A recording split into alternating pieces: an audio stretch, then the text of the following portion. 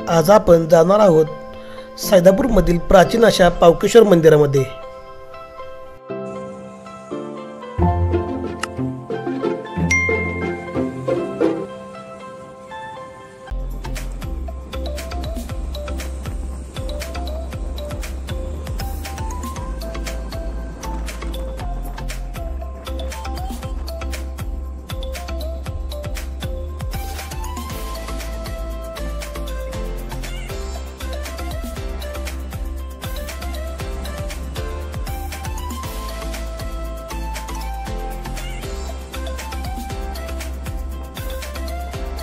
सैदापूर गावाचे मूळ गाव संभापूर असून हे गाव छत्रपती शिवाजी महाराजांनी वसवले असल्याचा उल्लेख महाराष्ट्रातील एका प्रसिद्ध इतिहासकारांनी कराड येथील एका व्याख्यानात केला होता।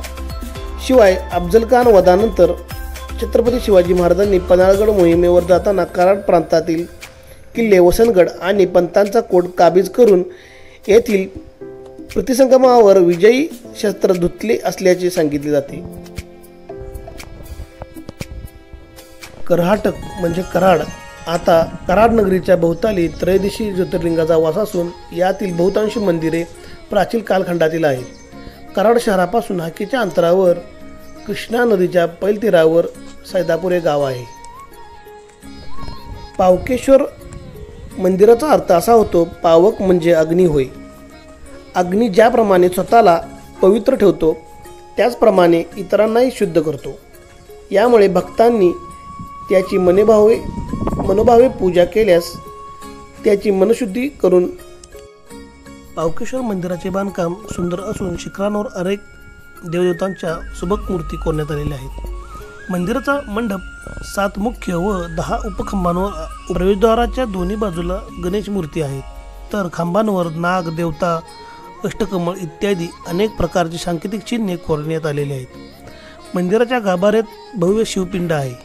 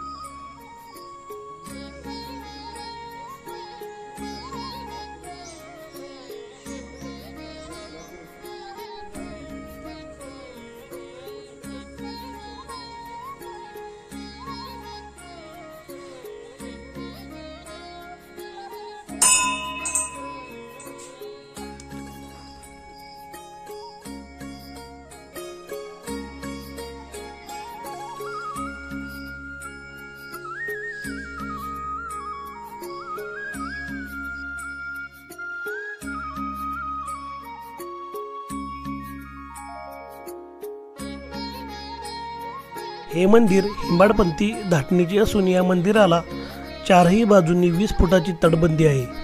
तटबंदीच्या आत भिंतीलगत मळग्या बांधण्यात आलेल्या आहेत.